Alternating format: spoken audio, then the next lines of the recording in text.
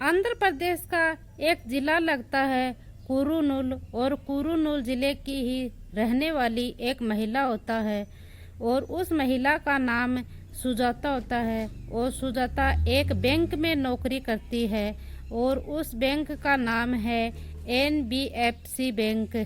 और वह उस बैंक में काम करती है। वह एक दिन जब काम के ऊपर जाती है काम करने के लिए, तो अपने साथ अपनी बेटी को काम के दौरान साथ लेकर चली जाती है।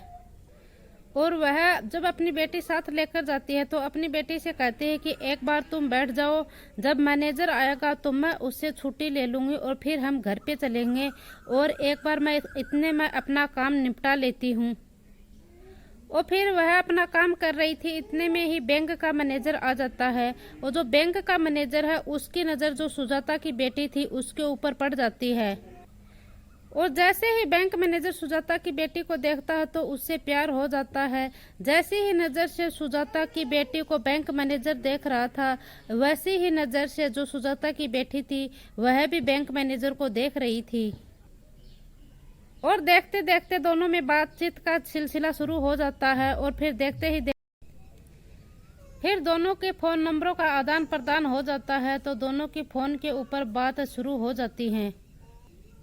और यह कोई भी नहीं जानता था कि जिस बैंक मैनेजर से बेटी से प्यार हुआ है उस बैंक मैनेजर वह शादीशुदा है, और जिस बैंक मैनेजर से उसकी बेटी को प्यार हुआ था उसी बैंक मैनेजर से उसकी माँ भी प्यार करती है। और यहाँ पर माँ और बेटी दोनों का एक ही प्रेम होता है, वो होता है बैंक मैनेजर। और दोनों का लंबा समय बीत जाता है। फिर लंबा समय होता है तो फिर बेटी की शादी भी तय हो जाती है। और जब बेटी की शादी को 1 महीना हो जाता है तो और 1 महीने बाद ही उस बेटी के पति का कत्ल हो जाता है, और कत्ल भी बहुत ही खौफनाक होता है।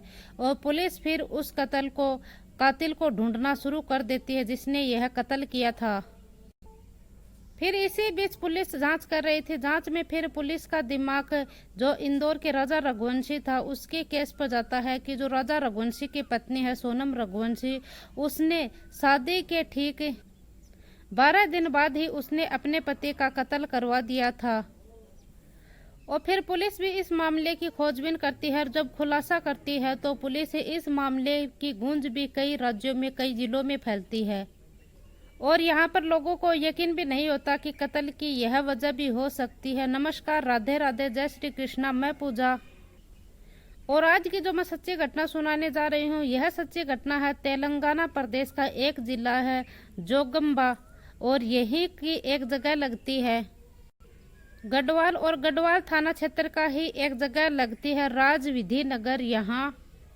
यहाँ का रहने वाला एक व्यक्ति होता है जिसका नाम होता है तेजेश्वर।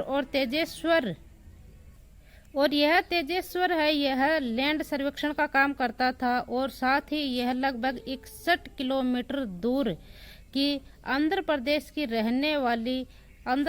जिले की रहने वाली कुर्नूल की एक स्ट्रिक वहां पर रहने वाली एक 25 वर्षीय लड़की जिसका नाम होता है ऐश्वर्या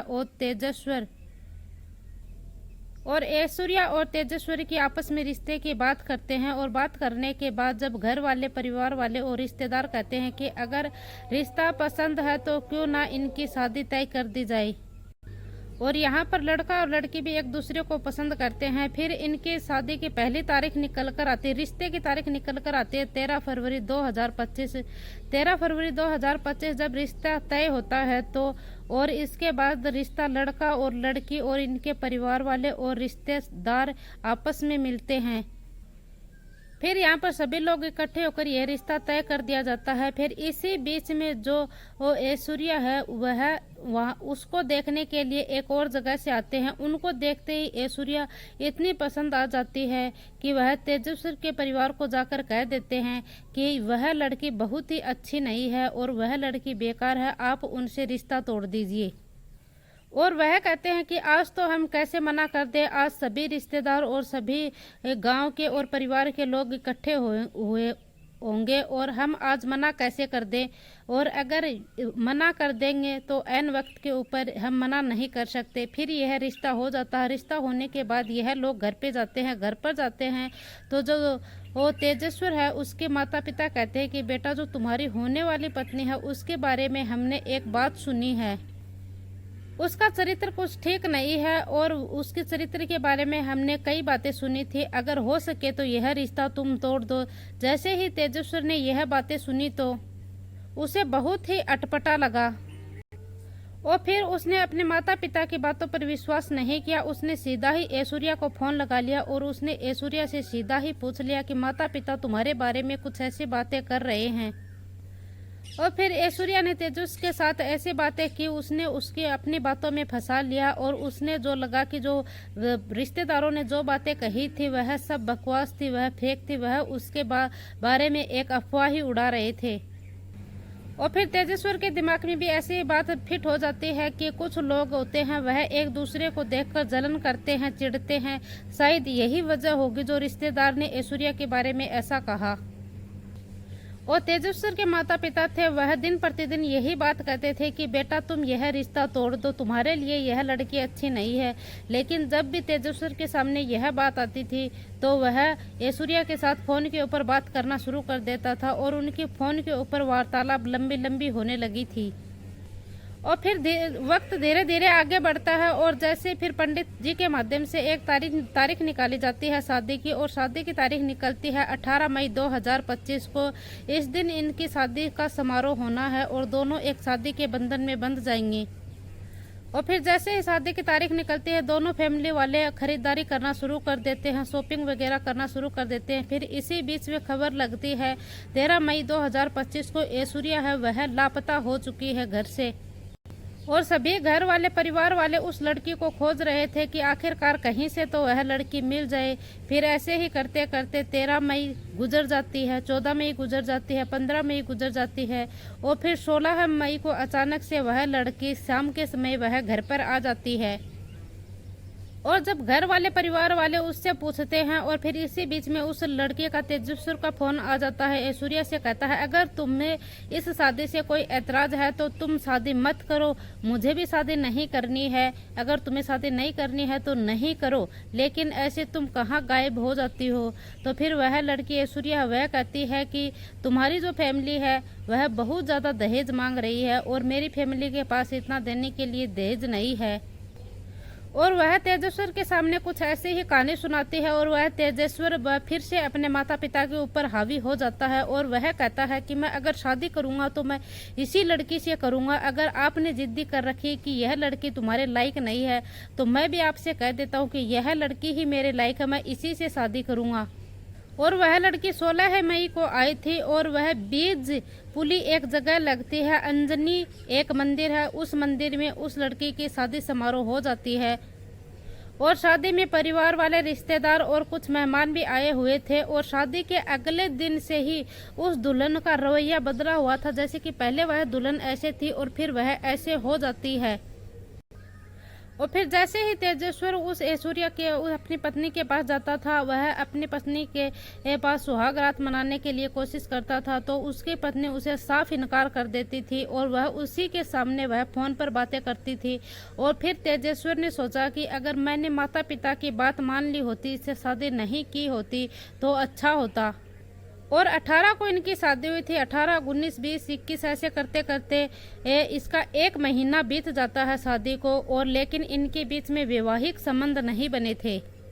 और फिर तारीख आती है 17 जून की। 17 जून को तारीख आती है कि कुछ लैंड का सर्वेक्षण करना है और 3 लोग आते हैं कार में बैठकर और वह 3 लोग इसे लेकर जाते हैं और तेजेश्वर गाड़ी में उनके साथ बैठकर चला जाता है और वहां जाने के बाद तेजेश्वर वापस नहीं आता है तो घर वाले उसे फोन पर बात करने की कोशिश करते हैं तो उसका फोन भी बंद आता है। कुछ समय बीत जाता है, कुछ समय बीतने के बाद फिर तेजेश्वर का भाई है तेजवर्धन, वह नज़दीकी पुलिस स्टेशन में पहुंच जाता है। नज़दीकी पुलिस स्टेशन गढ़वाल लगता है और वहां पर जाकर कहता है कि आज सुबह मेरा भाई घर से निकला था और वह सुबह से लापता है, वह वापस नहीं आया है, प्लीज आप मेरे भाई को ढूंढ दीजिए। और यहाँ पुलिस ने गुमशुदगी की रिपोर्ट तो दर्ज कर ली थी, लेकिन पुलिस की तमाम कोशिशों के बावजूद भी तेजेश्वर का कुछ भी पता नहीं चल रहा था। और फिर 17 जून को तो तेजेश्वर घर से गया था और 18, 19, 20, 21 जून बीत जाते हैं और 21 जून 2025 को आंध्र प्रदेश के नालंदा जिले में एक पन्नियम पुलिस स्टेशन लगता है और उसी पुलिस स्टेशन में एक क्षेत्र लगता है सुगाली मेटा। इसी जगह पर वहीं के HSS एक नगर लगता है और इसी नहर में जो लड़का है तेजेश्वर, उसकी लाश मिल जाती है। और जैसे ही उसकी डेड बॉडी मिलती है तो वहाँ की पुलिस अलग अलग स्टेशनों में उसकी खबर पहुँचा देती है। और जैसे ही खबर यह तेजेश्वर के भाई तेजवर्धन को लगती है, वह कपड़ों को देखकर उसकी लाश को पहचान जाता है।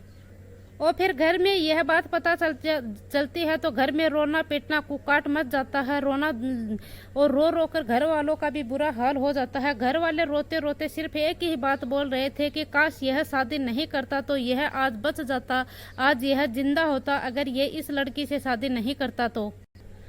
और फिर वहाँ के गांव के लोग ही पुलिस वालों से कहते हैं कि साहब इंदौर का एक कपल था जिसकी शादी को सिर्फ 12 दिन ही हुआ था और शादी के 12वें दिन ही उसकी पत्नी ने उसके पति की हत्या कर दी थी।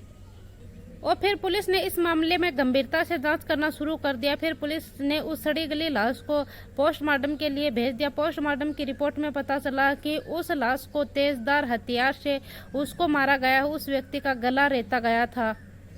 और फिर पुलिस ने यहाँ सभी मामलों में जांच पड़ताल की, चाहे तो वह दुश्मनी का हो, चाहे ऑफिस का हो, चाहे कोई लेन देन का हो, चाहे कोई आस पड़ोस का हो, पुलिस ने सभी एंगलों से उसकी जांच की। और फिर पुलिस ने ये जो 1 महीने पहले शादी हुई थी नई नवेली दुल्हन की, CDR निकलवाई फ़ोन की। तो उस CDR निकलवाने के बाद पुलिस को यकीन भी नहीं होता। फिर पता चलता है कि एक व्यक्ति होता है जो कि NBFC बैंक का मैनेजर होता है, जिसका नाम होता है ध्रुवमाल राव होता है और वह शादीशुदा व्यक्ति होता है। इस लड़की ने उसे कुछ ही दिनों में उससे 2000 से ज़्यादा बार बातचीत की है, 2000 से ज़्यादा बार उसको कॉल किए हैं। फिर पुलिस उस लड़की से ऐश्वर्या से पूछता है कि तुम इस बैंक मैनेजर से इतनी सारी बातें क्यों करती है। तो वह लड़की जो ऐश्वर्या वह कहती है कि यह तो मेरा प्यार है, मैं इससे प्यार करती हूँ।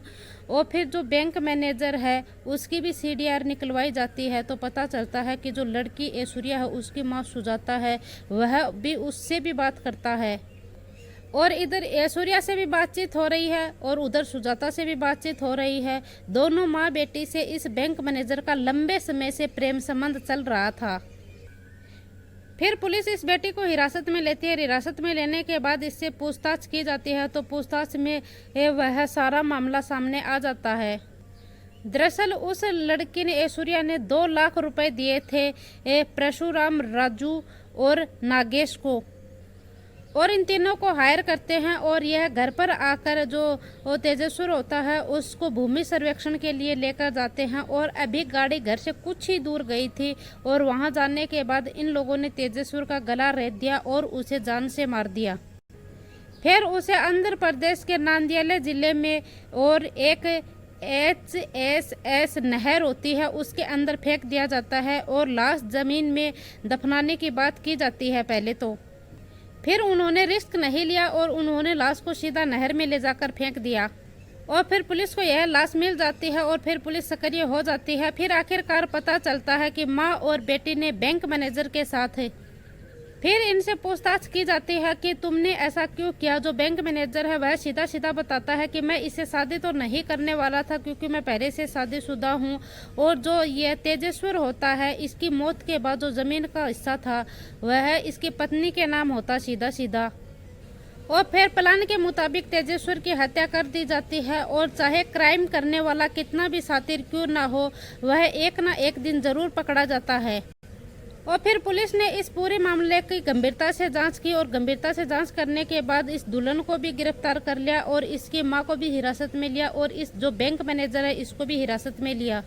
और जो 3 किराए पर लिए हुए व्यक्ति थे नागेश, राजू और परशुराम, इनको भी गिरफ्तार कर लिया। लेकिन जब हम ये कहानी सुना रहे थे, जो बैंक मैनेजर था वह इस समय पुलिस के हाथ नहीं लगा था। पुलिस उसकी भी पकड़ने की कोशिश कर रही है, वह भी जल्द ही पुलिस के हाथ लग जाएगा। आखिरकार उस बैंक मैनेजर की कितनी भूमिका है, इस 2 लाख रुपए में उसका कितना हिस्सा है, इसका तो पुलिस जांच करने के बाद ही पता चलेगा। और फिर पुलिस को भी इस मामले में इंदौर की सोनम रघुवंशी की कहानी याद आती है कि जो सोनम रघुवंशी है वह राजा रघुवंशी की शादी के 12वें दिन ही कत्ल करवा दिया था और पुलिस ने इन सभी को हिरासत में ले लिया। वह कहा जाता है लोगों की कि जैसी करनी वैसी भरनी। ये हमें हमेशा सही समय पर सही वक्त पर हमें घर वालों की बात मान लेनी चाहिए थी। तेजस्वर ने भी अगर आज घर वालों की बात, अपने माँ और बाप की बात मान लेता तो आज अगर उसके साथ यह नहीं होता। और वह अपने घर वालों की बात नहीं मानकर वह मौत को ही अपने गले लगा लेता है और वह उस लड़की के ऊपर इतना विश्वास करने लगा और अपने घर वालों पर वह विश्वास ही नहीं कर रहा था। और दोस्तों, माँ बाप चाहे कैसे भी हो, बच्चों का वह हमेशा कभी भी बुरा नहीं सोचते। और दोस्तों, इस पूरे घटनाक्रम का सुनाने का उद्देश्य किसी को दिल को ठेस पहुंचाना नहीं है, किसी को परेशान करना नहीं है, बल्कि आपको सचेत करना है, जागरूक करना है। जय हिंद, जय भारत।